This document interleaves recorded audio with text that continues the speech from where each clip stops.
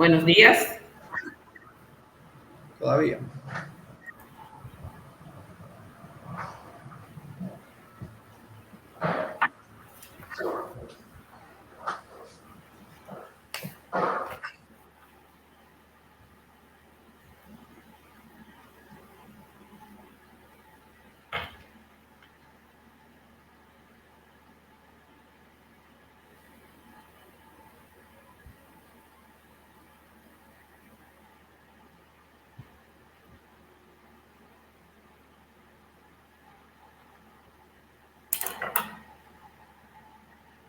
Buenos días a todos y todas. Sean todos bienvenidos a este primer conversatorio usando estos medios, hoy 8 de julio del año 2021. Este conversatorio tiene como título Desafíos de la formación profesional en la coyuntura actual. Este conversatorio ha sido dividido en 3 grandes momentos. El primer momento vamos a trabajar con las palabras, vamos a escuchar las palabras del licenciado Felipe Ventura, presidente de nuestra asociación ANACECATEP. Un segundo momento donde vamos a escuchar la exposición del licenciado Álvaro Rodríguez, especialista en el área de formación profesional de la OIT. Y un tercer momento para contestar preguntas de nuestra audiencia. Antes de pasar a las palabras de nuestro presidente, vamos a hacer una reseña sobre ANACECATEP, que es la entidad junto al OIT que auspicia este conversatorio. ANACECATEP es la Asociación Nacional de Centros de Capacitación Técnica de la República Dominicana. Está formada la cartera de socios, es alrededor de más de 20 empresas legalmente constituidas y están diseminadas por todo el territorio nacional. Nuestra misión es elevar las aptitudes y competencias de los recursos humanos y apoyar al sector productivo de nuestro país. Entonces, le damos la bienvenida a nuestro presidente, el presidente de ANACECATEP, al licenciado Felipe Ventura.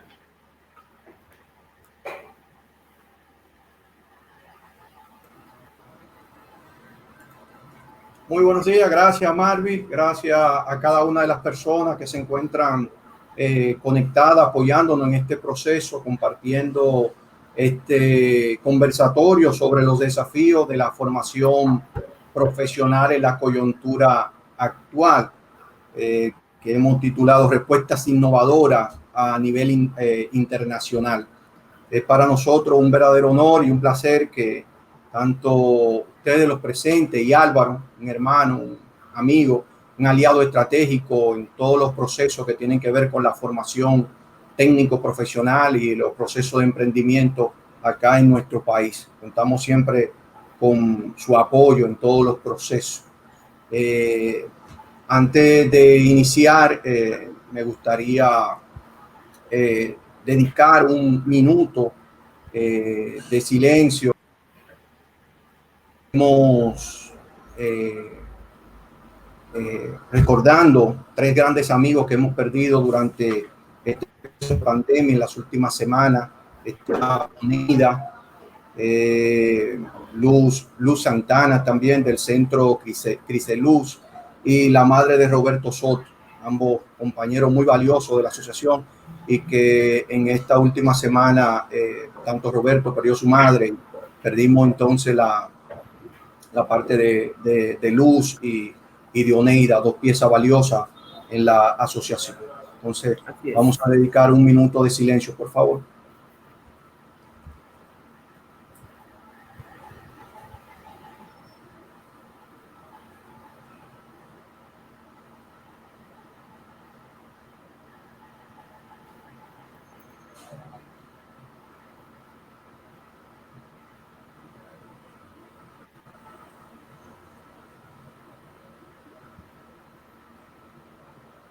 Bien, gracias.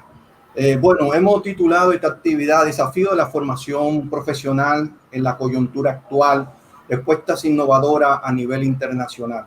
Bueno, desafío porque realmente lo que estamos pasando actualmente, las problemáticas van a demandar de respuestas innovadoras durante este proceso. Vamos a necesitar de toda la ayuda en esta parte. hemos escuchado tanto de los líderes internacionales, expresidentes, presidentes, organismos internacionales, que la actual crisis no tendrá una solución particular, sino global, para que sea efectiva. O sea, para que resulte realmente efectivo este proceso, vamos a necesitar entonces de una respuesta global. Y ese es el ánimo en el que están la mayoría de los líderes internacionales para darle respuesta a esta actividad, y por eso llamamos a esta innovación con respuesta innovadora internacional. Desafío porque estamos abocados a esta dificultad de la pandemia, donde nos ha golpeado fuertemente.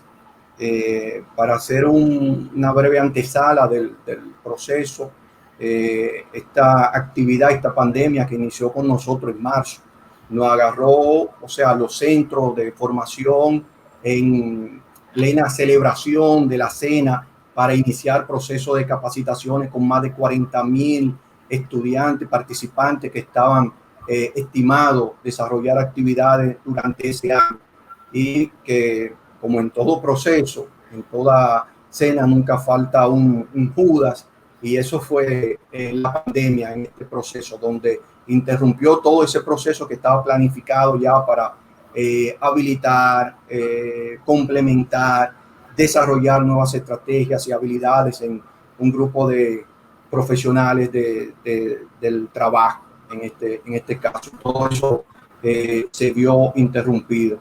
Que surgieron ahí a raíz de esta parte una serie de problemas, por ejemplo, cómo dar respuesta a esa problemática de la pandemia. Al inicio eran simplemente 15 días, luego vimos que ya vamos por un año y pico y el proceso como continúa. Todavía se está hablando hasta del año 22 para esta parte, aunque vamos avanzando en el país con el proceso de la vacunación, van subiendo los porcentajes, el presidente habla ya de un paso escalonado para la reapertura, pero son procesos que se están dando.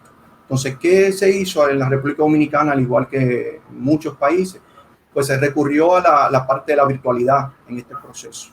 Nos agarramos de cualquier herramienta, WhatsApp, Facebook, Instagram, todas las redes sociales fueron tomadas, prestadas para auxiliarnos en este proceso, la cual no fue muy efectiva, como en muchos procesos también de formación, porque los procesos virtuales son procesos planificados, son procesos que se van realizando ya con una actividad previa, y estos fueron procesos tomados de emergencia. O sea, vamos a tomar esto para durar estos primeros 15 días, pasaron los 15, 30, 40, bueno, llevamos ya un año y algo en este proceso. Es uno de los desafíos que tenemos que vencer, porque la mayoría de los centros no estábamos preparados para la virtualidad, no contábamos con la plataforma, no contábamos con los docentes preparados, y todo eso se fue desarrollando durante la pandemia para poder dar respuesta. Aquí lo más afectado fueron las técnicas duras, donde realmente no hubo forma, después de haber compartido virtualmente los conceptos teóricos durante más de un mes o meses, entonces, y dejando atrás la parte práctica, que es un elemento vital de los procesos de la técnica dura. Se vio fuertemente ahí golpeado en esa parte. Pero no solamente eso, sino que también nuestros docentes no estaban capacitados. Fuimos incluyéndole un proceso rápido para una preparación, pero la virtualidad necesita de su tiempo, necesita de preparación para que pueda producirse un trabajo efectivo en la virtualidad. Otra sorpresa para nosotros era que también nuestros estudiantes no estaban preparados para llevar a cabo procesos virtuales. La virtualidad se estaba desarrollando solamente en un pequeño núcleo, un grupo reducido que contaba con algunas herramientas, con algunas herramientas para desarrollarla, pero el grueso de los empleados no contaba con la parte de la conectividad. Nos dimos cuenta entonces también que aunque eran llamados muchos de estos jóvenes de la era digital, o sea, personas que manejaban este proceso, nos dimos cuenta que realmente estaban a la par con nosotros, porque eran expertos digitales en redes sociales, pero no en recursos para manejar aprendizaje. Con el paquete de oficina había muchas dificultades en este proceso y lo hemos podido notar, y será entonces uno de los desafíos que tenemos que trabajar en este proceso. Entonces, en ese ámbito, la problemática para trabajar la virtualidad necesitará de mucho esfuerzo y tiempo y capacitación, inversión de recursos para poder insertarnos en ese proceso. ¿Qué pasó aquí? Bueno, la mayoría de los centros educativos no contaban ya con el capital necesario para poder dar respuesta un año después. O sea, los centros están bien colapsados, ha mermado la cantidad de aulas para dar respuesta a la formación técnico-profesional de nuestro país. Otro desafío que tendremos de frente para poder recuperar todas estas aulas que se han perdido, fruto de que muchos directores de centro, aunque contaban con mucha vocación, pero lamentablemente no pudieron continuar con el proceso. Otros someramente lo están llevando en esta parte. Es importante resaltar en esta etapa, durante todo este proceso, el esfuerzo que ha realizado el director nacional del Infotec, el maestro Santo Badía, donde inmediatamente trató de reactivar el proceso de las capacitaciones y de que pudiéramos entrar inmediatamente, encender los motores que estaban todos apagados en este proceso, pero hemos tenido que ir caminando con la parte del control de la pandemia, del Ministerio de Salud, y de la mano con ese proceso, y nos hemos quedado todavía un poquito detrás. También hay que agradecerle la parte de la gestión y la parte de los créditos para recuperar que los centros puedan insertarse nuevamente. Se está trabajando para una cartera de crédito para los centros y que no estaba. O sea, ningún centro educativo podía per se ir a tomar un préstamo para ampliar o modificar nada, porque no formábamos parte de esa cartera. Había que tomarlo a modo personal. Y se está trabajando en ese punto, y son elementos agradecer al director del Infotec, que está trabajando de la mano con la asociación para esa parte, y seguir trabajando en mejorar algunos puntos que han quedado fruto de la pandemia en esta parte. Finalmente, quiero agradecerle por el apoyo que le han brindado cada uno de ustedes a la asociación, a Álvaro especialmente por siempre estar presto a apoyarnos en esta parte. Y quiero despedir estos minutos con unas palabras que expresó en un encuentro nuestra compañera ya que falleció la semana pasada, Luz Santana, donde a fruto de una reflexión de todas las problemáticas que estábamos pasando en el proceso de la pandemia,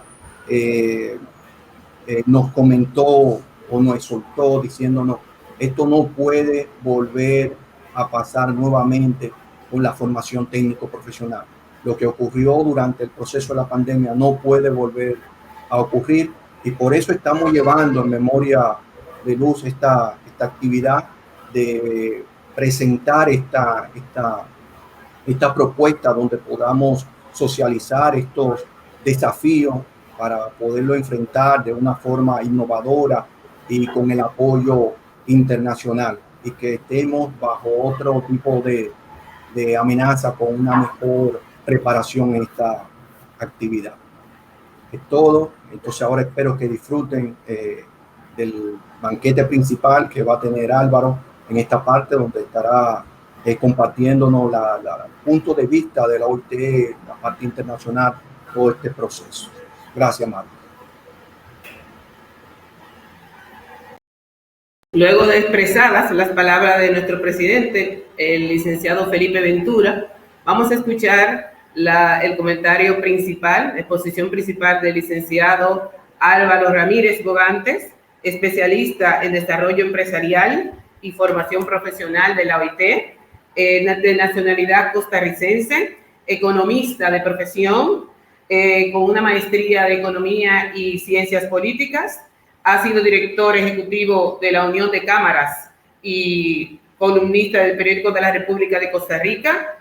Fungió como especialista en actividades con empleadores y desarrollo de empresas en la sede de la OIT en Ginebra, Suiza. Entonces les damos la bienvenida a nuestro amigo, señor Álvaro Ramírez Bogantes.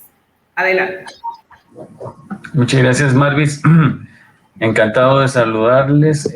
Felipe, un gusto volverte a ver. Lástima que, bueno, por ahora solamente virtual nos podemos estar encontrando, pero bueno, ya yo creo que estamos viendo la luz al final del túnel, así es que esperamos que pronto podamos estar de nuevo por allá. Quería empezar por decirles un poco una percepción que tenemos de la OIT. La OIT cumplió 100 años hace básicamente en el 2019. Y en ese momento hablábamos de el futuro del trabajo y de los cambios que vendrían como parte de ese nuevo mundo del trabajo que estaba emergiendo a raíz de las nuevas industrias, etcétera, de la tecnología. Y lo que nadie imaginaba en ese momento, cuando estábamos en esa celebración, en ese banquete, como decía Felipe, es que un año después el futuro del trabajo nos iba a arrollar a toda velocidad con la pandemia. La pandemia jugó un papel determinante y detonador en la transformación del mundo del trabajo y del mundo del aprendizaje. Y creo que ustedes lo han vivido en primera línea, esa transformación, y sobre todo también la importancia que tiene la adaptación y la resiliencia a situaciones que eventualmente ayudan a mejorar a las personas en un momento en donde se necesita muchísima ayuda, pero también se necesita tener una gran capacidad, no solo de resiliencia, sino de innovación. Y creo que eso es lo que hemos estado viendo en el marco de este evento tan trágico que ha azotado a la humanidad y que tanto ha cambiado la manera en que trabajamos, aprendemos y demás. Entonces, lo que yo quisiera es compartirles esta mañana una presentación donde se describe básicamente cuáles son algunas de esas transformaciones y lo que hemos estado viendo desde el ámbito del mundo del trabajo y específicamente en el mundo de la formación profesional. Quería pedirles si me verifican que está viendo la presentación. Marvis, ¿se ve? Hola. ¿Aló? Álvaro, aún no la tenemos disponible. No. Entonces, déjenme ver qué raro. Acá se supone que estoy compartiendo. La plataforma no la conozco. Ah, puede ser que... Déjenme ver un segundo acá.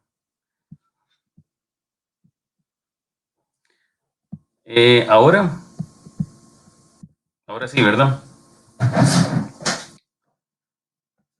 ¿La están viendo? Sí. ¿Me pueden confirmar si la están viendo? Sí. Ah, perfecto. Gracias. Entonces, como les decía, la intención es compartirles un poco de la información que hemos ido recolectando a lo largo de la pandemia desde Sintefor, que es el centro de la OIT, desde donde se organiza, o es una red básicamente donde participan todas las instituciones de formación profesional de América Latina y de Portugal y de España. El Infotep es parte de esta red y tenemos en esa red la posibilidad de monitorear y de conversar con las instituciones encargadas de la formación para entender bien cuáles son los retos que tienen y cuáles han sido las respuestas que han ejecutado hasta el momento. Entonces, quería empezar por mostrarles esta fotografía de la Quinta Avenida de Nueva York en el año de 1900. Este mismo lugar 9 años después se veía así. Esa fue la primera gran revolución industrial de la humanidad.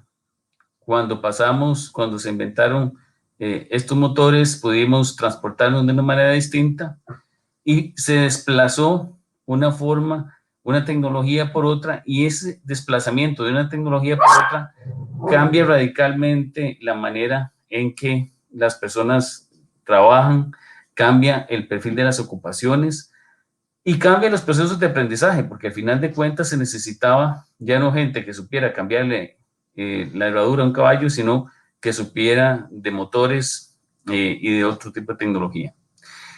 Esa fue una gran transformación que el mundo vivió. Y ahora estamos en una transformación de características tan profundas como esa primera gran transformación industrial, esa primera gran revolución. Lo único es que ahora hemos tenido que adaptarnos a esto, no en años, sino en meses. Cuando la pandemia inició, prácticamente ninguno de los centros de formación de América Latina estaba listo para pasarse en cuestión de pocas semanas o meses a una oferta 100% virtual. Entonces no tuvimos el beneficio de los años que se tuvo en la primera revolución industrial, sino que se tuvo que hacer un proceso de cambio muy acelerado para el cual la mayoría no estaba listo. Desde el punto de vista de la evolución de los sistemas de formación profesional en el mundo, el primer centro de formación profesional que hubo en América Latina fue el SENAI en los años 40. Cuando estábamos en esta región avanzando en el proceso de sustitución de importaciones, tratando de pasar de agricultura a industria. Y se necesitaba entonces talento humano para la manufactura. Entonces Brasil, que era uno de los países que lideraba ese proceso de industrialización, decidió crear un centro de formación para desarrollar el talento humano necesario para ese nuevo tipo de industria. Y en consecuencia las competencias necesarias para utilizar las tecnologías que hacían posible el desarrollo de la industria. Con el transcurrir de los años se fueron creando otros centros de formación en otros países. Estos, básicamente, esta es un poco la historia de Brasil, pero en muchos países de América Latina la evolución fue muy similar. Se comenzaron a desarrollar centros en otras áreas, en comercio, para la parte agrícola. Después, en los años 80, aparecieron los centros móviles y los laboratorios para el desarrollo tecnológico. Adoptamos modelos de competencias laborales, se comenzó a incluir la tecnología como parte de las herramientas y de los ambientes de aprendizaje. Se evolucionó hacia modelos de formación profesional basado en proyectos, ya no solo la forma tradicional, digamos, pedagógica de un maestro enseñando a un grupo de estudiantes, sino más bien un proceso distinto, más participativo.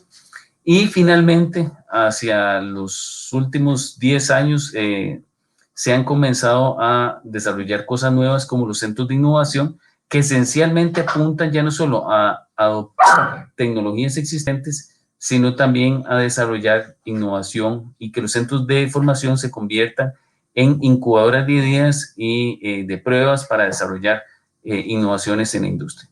También hay un cambio muy importante en la relación con el sector privado. Ha habido, digamos, un proceso muy intenso de alianzas público-privadas que ha sido importante en este proceso. Perdón, que aquí hay un perro bastante escandaloso.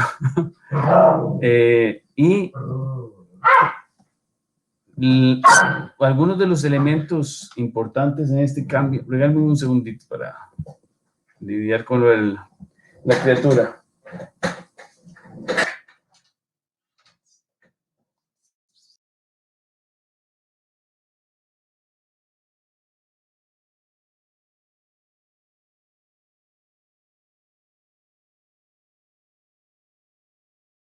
Este entorno nuevo que se ha observado a raíz de esta aceleración del cambio tecnológico es la profundización de las desigualdades. Lamentablemente no todas las personas estaban igualmente conectadas cuando inició todo esto, y aun cuando la oferta se digitalice, la demanda, es decir, las personas que necesitan ese servicio no necesariamente tenían acceso a la formación por esa vía. Entonces se está abriendo una brecha de desigualdad que es muy peligrosa a largo plazo, porque estas sociedades latinoamericanas no solo son sociedades desiguales, sino que en un proceso de cambio como el actual, esa desigualdad tiende a profundizarse por la brecha de acceso al conocimiento y al aprendizaje. Esta industria 4.0 pasamos a una aceleración digital que demanda nuevas competencias, y no solo en el ámbito de las personas que se preparan para el trabajo asalariado, sino muy importante para las personas que quieren emprender. Entonces, todas las nuevas técnicas, por ejemplo, de vender en línea, y todas las pymes en América Latina tuvimos que pasar por aprender a comercializar a través de WhatsApp, a través de redes sociales, a tiendas en línea, cómo se cobra una venta en línea y cómo desarrollar entonces sistemas de pago electrónicos que puedan eventualmente sustituir las formas tradicionales de transacciones financieras. Es decir, esta revolución no solo impactó la forma de aprender, sino también impactó la forma de trabajar y la forma de emprender. Y el desarrollo de estas nuevas competencias era indispensable para el éxito de las pequeñas y medianas empresas. El tema de la reconfiguración de cadenas productivas a nivel global también fue una de las características que generaba también igual una demanda por nuevas competencias, y la profundización también de flujos migratorios, que ha sido un fenómeno muy fuerte en algunos países, incluyendo obviamente en República Dominicana, que también es una de las características a nivel global que están replanteando la necesidad de la portabilidad, por ejemplo, de competencias. Cuando una persona sale de un país como puede ser Guatemala y se va a ir a trabajar a Texas en el área de construcción, ¿cómo hacer para que esa persona, esas competencias que tenía en Guatemala, sean reconocidas en Estados Unidos? El Infotep, de hecho, ha desarrollado una forma muy innovadora de no solo capacitar, sino certificar competencias de dominicanos que han migrado a los Estados Unidos para favorecer su inserción laboral en condiciones más favorables. Hay una persistencia hacia el desempleo y sobre todo el desaliento de la población de la participación juvenil, el famoso tema de los ninis, de las personas que no estudian ni trabajan, y del problema tan serio que representa para la población joven insertarse en un mundo del trabajo en el cual no encuentran posibilidades de desarrollar todo su potencial, porque normalmente esas formas de trabajar anteriores a la revolución 4.0 no estimulan el talento juvenil. Entonces muchos jóvenes quieren más flexibilidad no solo en los horarios, sino en la forma de presentarse al trabajo, etcétera. Y muchas de esas circunstancias culturales que tienen que ver con las nuevas generaciones generan también choques importantes en cuanto a la inserción y la optimización de esos talentos en el mundo del trabajo. El surgimiento de nuevas modalidades y ofertas formativas contemporáneas también ha sido una cosa importante, y eso es parte de lo que ustedes han visto de manera directa, por ejemplo, a través de lo que estaba escribiendo Felipe en el caso del Infotep. Y por supuesto hay un cambio dramático en el mundo del trabajo. Han aparecido formas de trabajo que ni se imaginaba uno que iban a existir. Todo es este tema de trabajadores en plataformas digitales, por ejemplo, que trabajan para Uber o para Uber Eats o para todas estas nuevas formas de la economía gig que llaman. Son maneras de involucrarse con el mundo del trabajo que no existían antes. Entonces pasamos de la necesidad o del procesos de continuidad a la necesidad de reinversión de la forma en que trabajamos, aprendemos y emprendemos. ¿Qué aceleró el COVID en materia educativa y en la formación para el trabajo? Por un lado, generó una brecha de habilidades porque aceleró la obsolescencia de muchas de las competencias que teníamos. Entonces nos vimos enfrentados a una situación donde las competencias y habilidades eran insuficientes para operar en la nueva economía y en el nuevo mundo del trabajo. Generó la necesidad de esta formación a distancia y disparó la demanda por ese tipo de servicios. La digitalización de la formación, por ejemplo, en el caso de algunos países, y Gary, que por ahí lo vi conectado, conoce bien de esa experiencia. En algunos países de Centroamérica hemos tenido que migrar muy rápidamente a que el IMESUM se pueda entregar de manera virtual o de manera mixta y generar por esa vía servicios de formación en el tema de desarrollo de capacidades empresariales o habilidades para la gestión de empresas de una manera alternativa. Pasar del aula a un ambiente de aprendizaje distinto, diversificar también el trabajo de los docentes, porque una cosa es ser docente en un ambiente presencial y una muy distinta son las habilidades y los conocimientos, las destrezas que se necesitan para ser docente en un proceso virtual, donde el ambiente de aprendizaje cambia radicalmente, y cómo estimular realmente esa interacción que es tan difícil en ambientes virtuales, por ejemplo.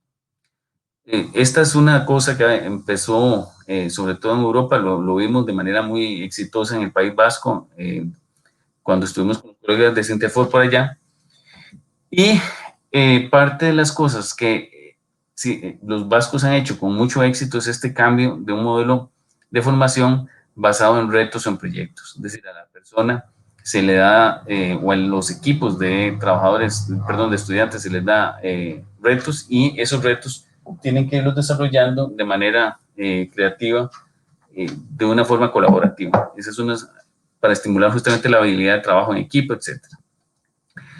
El tema de las competencias blandas y las competencias digitales, que son esenciales hoy para tener éxito en el mundo del trabajo. Entonces, una de las cosas más importantes que ha cambiado es la prioridad. ¿Cuáles son las competencias que más le acercan a la persona al mundo del trabajo, que más facilitan esa inserción laboral, que más aumentan su empleabilidad? Y esto no significa que las competencias técnicas, esas duras de las que hablaba Felipe, no sean importantes, pero muchas empresas valoran hoy mucho más estas otras competencias digitales y blandas, en algunos casos también el tema del idioma, porque mucho de la parte técnica se le enseña a la persona en la empresa.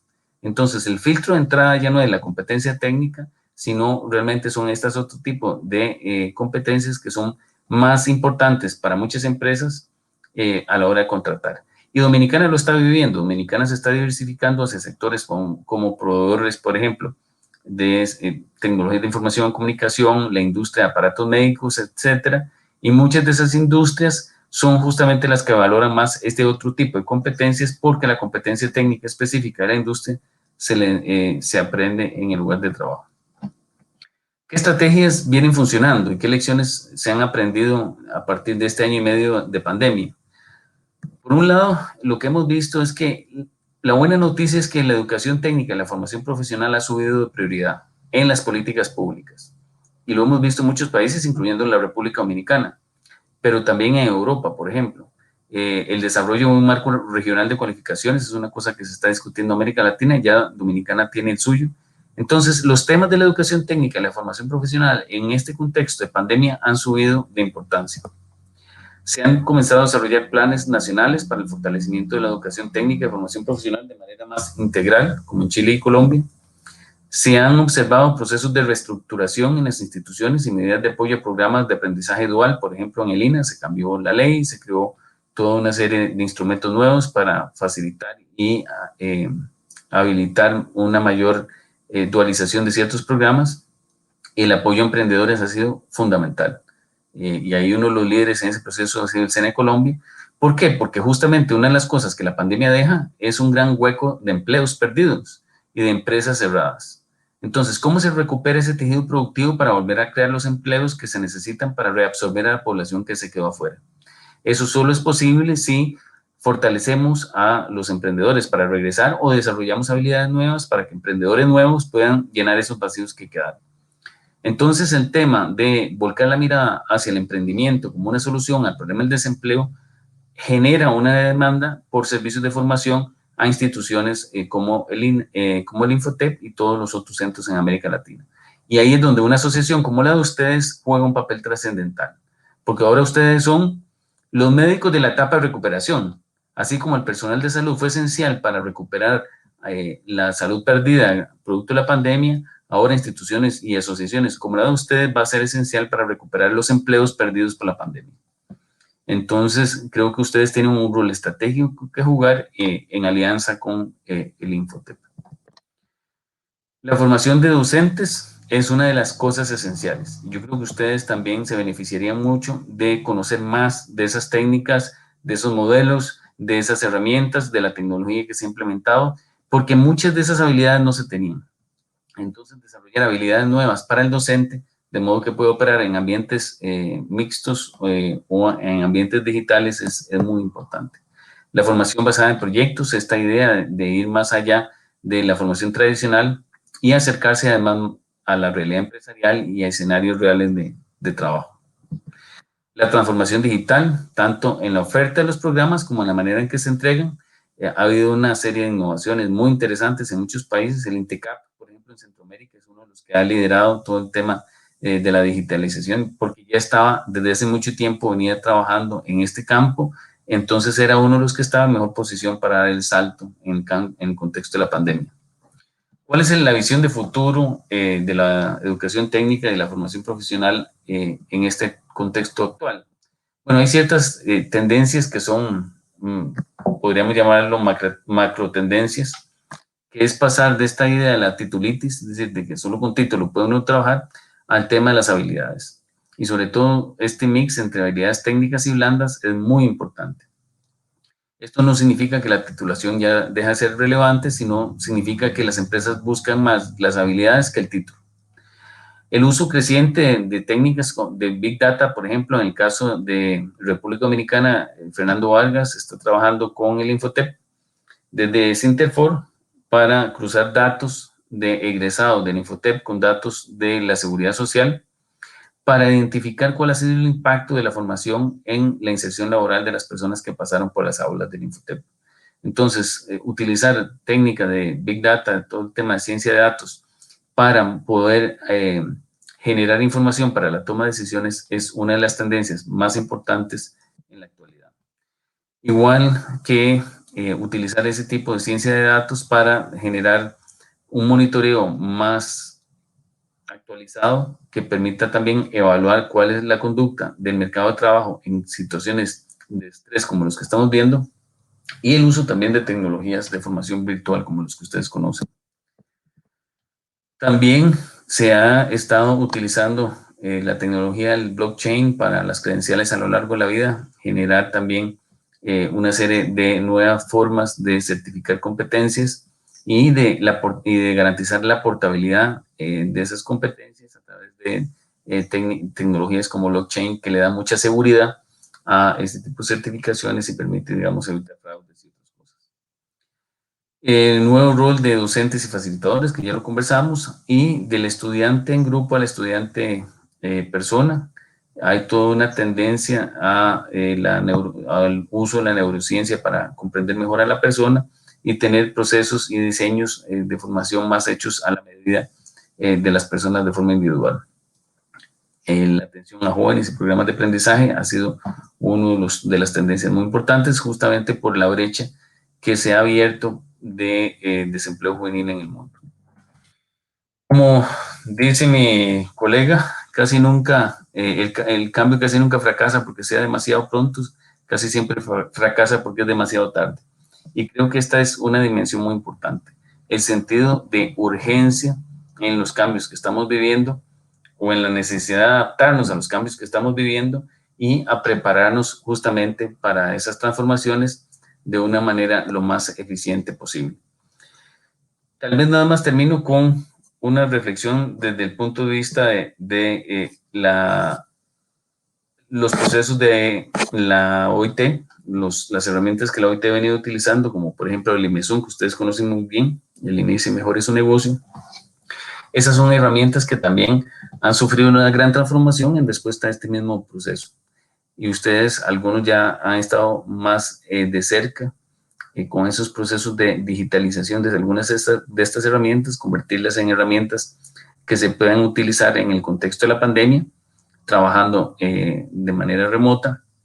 Y ha sido una experiencia interesante, un poco traumática quizá por la presión que había para entregar servicios de manera rápida, producto de las necesidades que se habían abierto, pero creo que ha sido un proceso rico también en aprendizajes y como les decía Gary y algunos otros de los que han estado involucrados en ese proceso, bueno, Felipe también ha estado muy de cerca siguiendo las experiencias que se han hecho en América Latina y hemos tenido algunas sesiones con los Master Trainers para compartir experiencias y creo que eso es muy importante.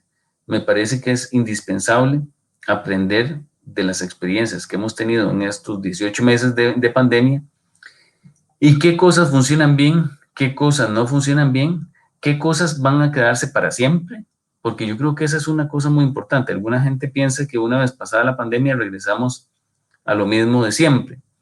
Y si hay algo que está claro es que no va a ser así. Hay muchísimas empresas, por ejemplo, transnacionales. Les cuento, por ejemplo, la experiencia de Amazon en Costa Rica.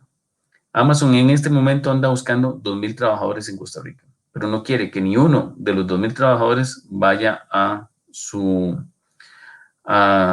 oficina en San José, que de hecho los está reclutando en zona rural. El reto es inglés y conectividad, porque la certificación técnica que se ocupa, ellos la proveen. Y entonces hacen la formación, certifican a la persona y la persona ingresa al trabajo. El reclutamiento no lo están haciendo seres humanos. El reclutamiento lo están haciendo con inteligencia artificial. Entonces, mucha de la gente que ingresa a trabajar a Amazon ni siquiera tiene contacto con alguna persona de Amazon. Va a tener contacto con la inteligencia artificial que le va a hacer una serie de preguntas. Hay una serie de parámetros que se evalúan y con base en eso se decide quién se contrata. Entonces, contratan en un ambiente en donde ya no hay humanos de por medio y contratan para trabajar desde la casa, no en una oficina. Y puede estar en cualquier lado, en la playa, en la montaña, donde quiera, siempre y cuando tenga inglés y conectividad. Y Amazon ya no quiere regresar al modelo tradicional de un montón de trabajadores bajo el mismo techo. Eso tiene costos, tiene una serie de desventajas, reduce la motivación de la gente porque llega cansada después de una hora y el resto en el tránsito, en el tranque, como dicen en Dominicana. Y todas esas cosas restan productividad. Entonces, yo creo que parte de lo que las empresas han aprendido es que hay ciertas cosas que se consideraron de emergencia por la pandemia que se van a quedar para siempre, o por lo menos se van a quedar por un buen rato. Entonces, hay una migración en la forma en que las empresas organizan el trabajo, la forma en que organizan la producción, y las mismas pymes han pasado por lo mismo. Y se los cuento hasta por experiencia propia. Con mi esposa tenemos una pequeña empresa de quesos. Nosotros vendíamos 40% de nuestras ventas era a hoteles y restaurantes, que de la noche a la mañana cierran y entonces se cae y desaparece 40% de las ventas. Entonces tuvimos que aprender a vender en línea, tener una tienda en línea, vender por WhatsApp, etcétera, etcétera. Entonces descubrimos nuevas betas de formas de vender que han sido muy exitosas y que ayudaron a compensar la caída de un canal que era para nosotros muy importante. Y lo mismo ha pasado con muchísimas otras empresas. Entonces yo creo que muchas de las cosas que se aprendieron en la pandemia se van a quedar. Y eso aplica también para el mundo de la formación. Todas estas herramientas, por ejemplo, de IMEZUM, las adaptaciones que se han hecho de IMEZUM, eso yo pienso que no solo no se va a eliminar, sino más bien se va a fortalecer a futuro, porque demuestra ser una manera eficaz de llegar a audiencias más amplias y democratizar el acceso a un servicio de información que no solo debería estar limitado a las personas que están en los centros urbanos, sino podría eventualmente llegar a una población mucho más amplia, siempre y cuando se tengan esas condiciones, siempre y cuando se tenga también las nuevas habilidades en el grupo que imparte la formación, todo el desarrollo de habilidades para docentes digitales. Esa es una gran industria que está desarrollándose a la velocidad de la luz. Entonces, hay una serie de cambios que no son cambios temporales, son cambios que llegaron para quedarse y la capacidad de adaptarse a estas nuevas formas de trabajar, de emprender, de aprender, van a ser determinantes para el éxito de nuestros países y generan más oportunidades para la gente a la cual servimos. Y creo que Dominicana está en una buena ruta. El Infotep acaba de hacer un ejercicio muy interesante de analizar cuál es el futuro de la formación y qué cambios tiene que hacer el Infotep para adaptarse a ellos. Entonces, desde ese punto de vista es muy positivo saber que en República Dominicana le están poniendo la seriedad y la atención a esta discusión y no solo están haciendo una reflexión interna, sino que también han mirado hacia afuera para ver qué buenas experiencias existen y cómo se incorporan al fortalecimiento del sistema de educación técnica y formación profesional en la República Dominicana. Y creo que la asociación que ustedes representan es un actor protagonista del cambio y va a ser un actor determinante del éxito de la República Dominicana en esta etapa que viene. Muchísimas gracias.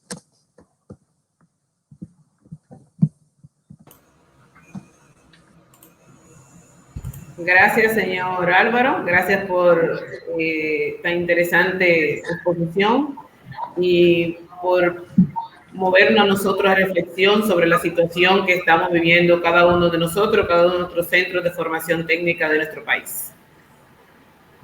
Vamos a ver las a nuestra audiencia.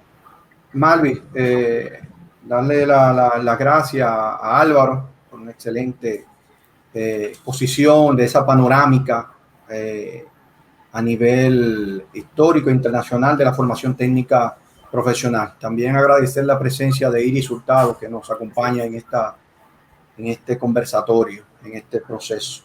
Entonces, vamos a entrar, Álvaro, ahora con algunas preguntas en este proceso que Marvin lo va a estar dirigiendo. Adelante, Marvin. Ajá.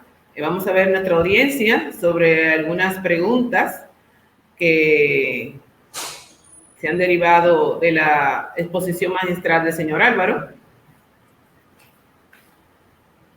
Okay.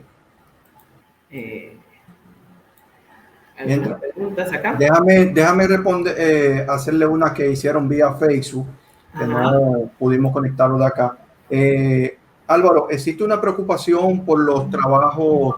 Se sabe que desde el Infotel, la Asociación Nacional de Centros, el Ministerio de Trabajo, ha estado de la mano para fortalecer lo que es el trabajo decente. Durante la pandemia se ha visto un incremento en los trabajos informales. O sea, personas que han visto, o sea, que han visualizado en lo que expresan que durante un tiempo estaban en la empresa, pero luego durante la pandemia, con el asunto de los programas de ayuda y esto, pudieron visualizar que podían sobrevivir fuera de una empresa formal y ahora no quieren regresar al trabajo formal. Si la OIT o organismos internacionales tiene esto, está analizando estos puntos, es la pregunta. Sí, ese es uno de los temas, de hecho, más visibles por un lado, de la cuarta revolución industrial y por otro, de la pandemia. El tema de la cuarta revolución industrial crea formas de trabajo que no existían. Por ejemplo, ¿qué es un chofer de Uber? ¿Es un trabajador? ¿Es un empresario? ¿Es un trabajador independiente? ¿Cuál es, en un código de trabajo, a dónde encaja un chofer de Uber?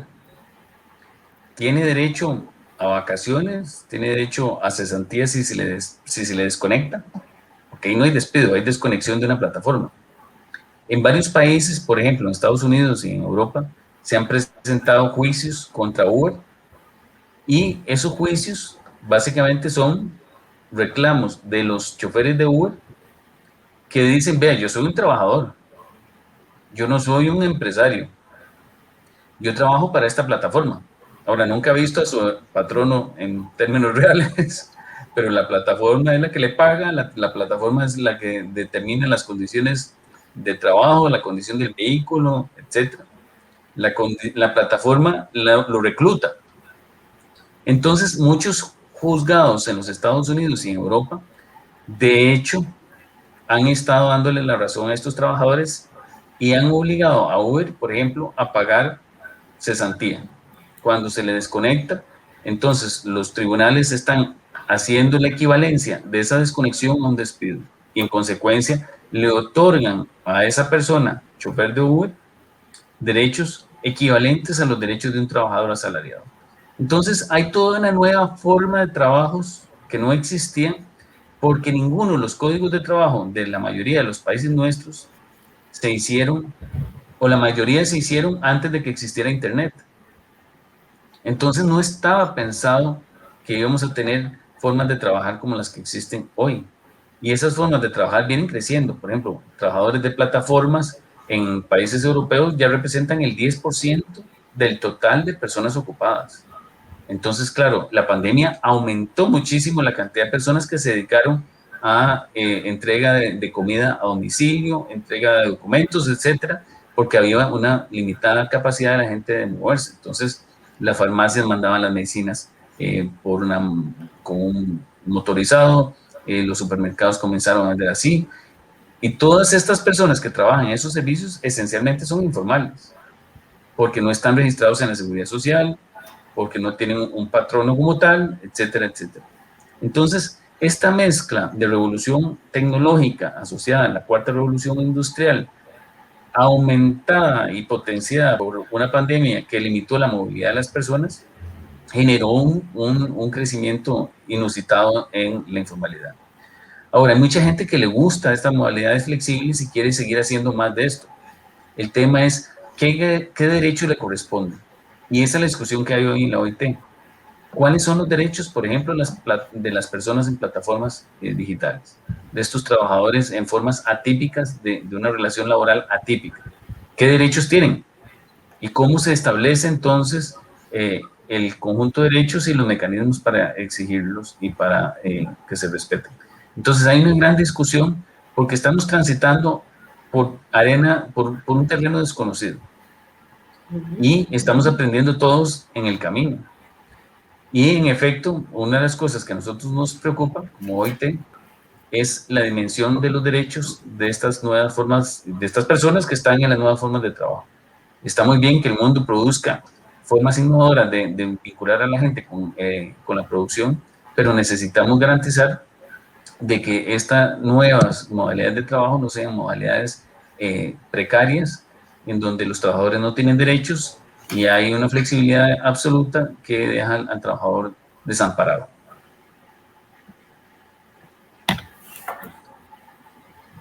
Gracias, señor Álvaro.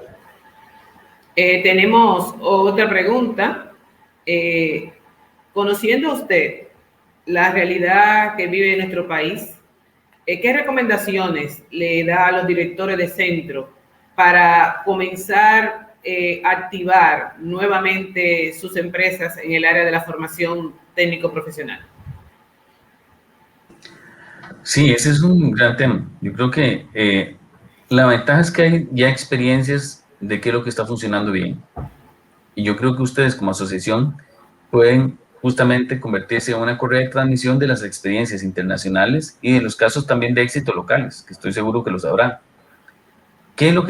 ¿Cuáles son, digamos, los centros de este tipo que han tenido más éxito? Bueno, aquellos que han tenido más rápidamente capacidad de adaptarse a la incorporación de tecnología en la manera en que entregan servicios de formación y a la adopción, por ejemplo, de estas buenas prácticas en términos de preparar docentes para enseñar en épocas de virtualidad.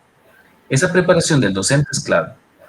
Entonces, no es suficiente tener la tecnología y tener plataformas para enseñar, sino si uno no tiene el talento humano en la empresa, en el centro de formación, que sea capaz de optimizar el uso de la tecnología. Y ahí esas dos cosas van muy de la mano. Desarrollar esas herramientas tecnológicas necesarias de la mano del talento humano en el centro, capaz de optimizar y hacer un uso adecuado de esa tecnología para lograr el objetivo y el resultado de aprendizaje que se espera. Yo sí creo que este diálogo del que hablaba Felipe con el Infotep es muy importante. Me parece que en una situación como la que está viviendo el mundo, y República Dominicana no es la excepción, se va a necesitar desarrollar muchos emprendedores y emprendedoras que produzcan los empleos que se perdieron. Eso implica políticas públicas que tienen que subsidiar la formación de emprendimientos, de emprendedoras, personas emprendedoras, porque sin subsidio no se logra ese objetivo. La única manera de estimular la demanda es a través del subsidio estatal. Entonces yo creo que es muy importante en ese diálogo entre la asociación y el gobierno y el Infotep, cómo generar programas destinados a crear nuevas capacidades emprendedoras en la población y de gestión de las empresas que ya existen para que la recuperación sea más rápida. La recuperación se va a dar.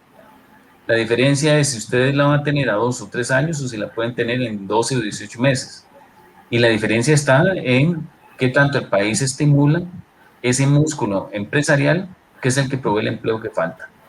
Entonces yo creo que ustedes están en una posición privilegiada porque son los que tienen el músculo para entregar servicios de formación relevantes para esta necesidad, y lo que es necesario es justamente mejorar esas capacidades, preparar el talento y tratar de crear alianzas con el Estado para ofrecer un programa de recuperación de ese tejido productivo dañado para recuperar los empleos perdidos. Gracias, señor Álvaro. Tenemos otra pregunta de nuestra Verónica Isiano, directora de proyectos de nuestra asociación. Dice, ¿tiene la OIT alguna propuesta de capacitación específica para actualizar las opciones de capacitación donde Anacecatec pueda participar? Sí, claro. De hecho, bueno, tenemos un Centro Internacional de Formación en Turín, que ahora también se ha dedicado a hacer capacitación en línea. Pero, por ejemplo, yo creo que en la red de Master Trainers de IMESUM, ahí hay mucho conocimiento de quiénes han estado ensayando qué modelos y además conocen cuál ha sido el cambio en el IMESUM, por ejemplo, para adaptar y adoptar herramientas que se puedan trabajar de manera virtual y de la oferta formativa también que el centro tiene ya. Entonces creo que es importante que se acerquen a esos servicios a través de la red de Master Trainers para poder entender mejor cuáles pueden ser los recursos en términos ya sea didácticos o de formación que les pueden resultar más relevantes para el trabajo que ustedes hacen como asociación. Y yo creo que el hecho de que Felipe es una persona muy activa en esa red de Master Trainers es una gran ventaja y una fortaleza que ustedes tienen. Entonces, estoy seguro que a través de Felipe podemos generar las conversaciones que se necesiten en términos de identificar cuáles son los servicios que la OIT les puede ofrecer que son más relevantes para el contexto actual. Gracias, Felipe. ¿Tienes alguna? Sí, Malvi, para complementar algo acá, como se están sucediendo toda esta parte de pérdida de empleo, o sea, por cambio disruptivo en el accionar de las empresas, la parte de la formación en empresarial, en gestión empresarial, la parte de emprendimiento, sin lugar a duda va a jugar un rol importante durante este proceso. O sea, nosotros estamos en una burbuja actualmente y decimos a veces, vamos a salir y como que vamos a salir y está todo soleado, fresco. No, va a haber desafíos y conflictos. Por ejemplo, algo que estábamos analizando de la asociación es la tendencia de que las universidades ya quieren permanecer en un entorno virtual, fruto ya como menciona Álvaro, la cuarta generación, ya quieren quedarse en ese ambiente. Pero ¿qué pasa con la cadena de valor que crean las universidades, o sea, en su entorno?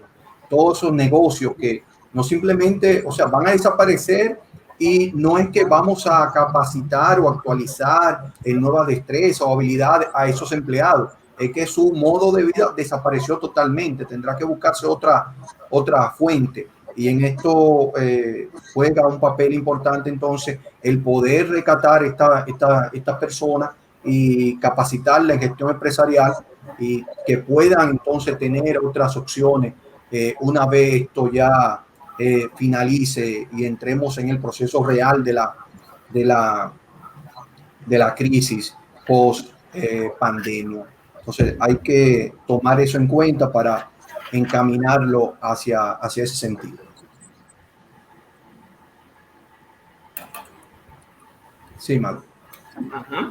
Bueno, si no tiene otra pregunta ahí, Malvi, creo que vamos cumpliendo con el tiempo. Creo que este será el primer conversatorio que cumple con el tiempo acordado, Álvaro.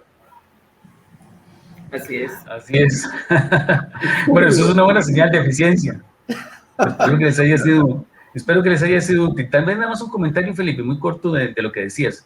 Sí. En los años 90, cuando empezó Internet, los franceses entraron en pánico y dijeron, bueno, el mundo se acabó.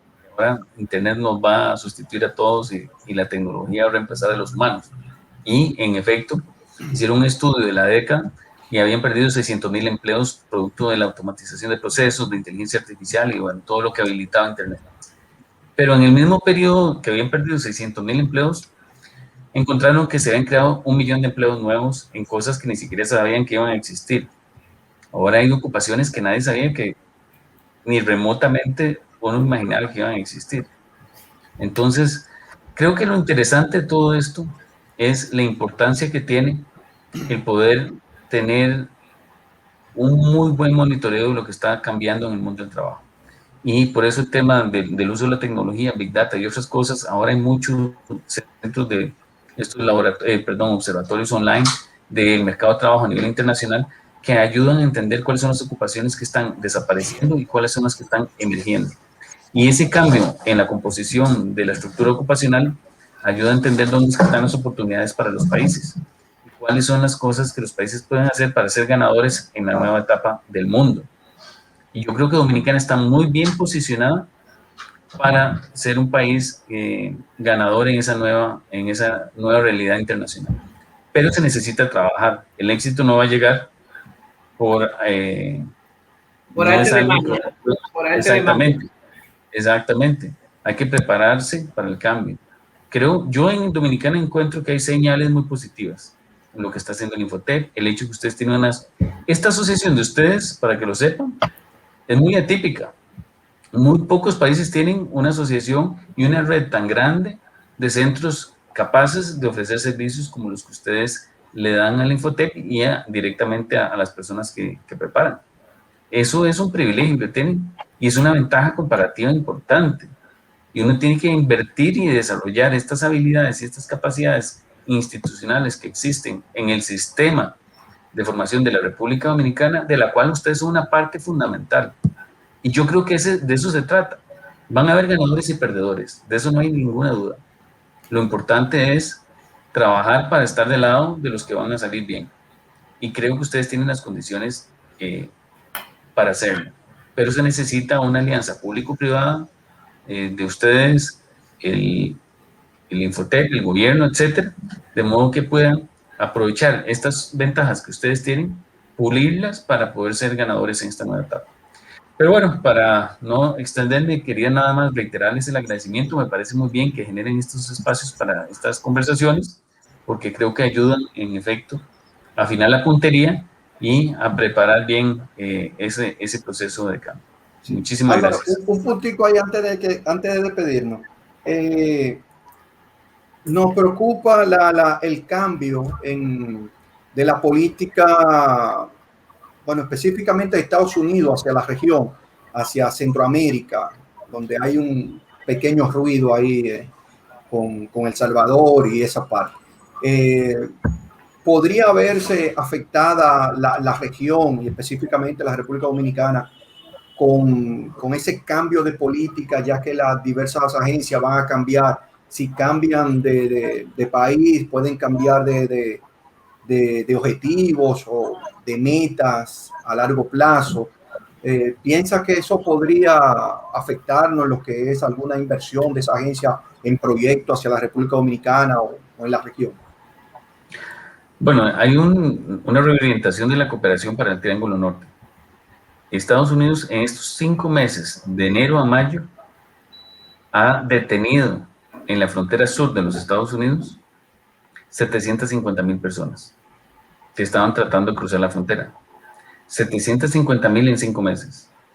Ese es un récord histórico, porque claro, hay más pobreza, producto de la pandemia, de situaciones climáticas extremas y otras razones, y eso está generando una presión migratoria gigante, que nunca se había visto. Entonces, el gobierno del presidente Biden ofreció $4,000 millones para esos 3 países.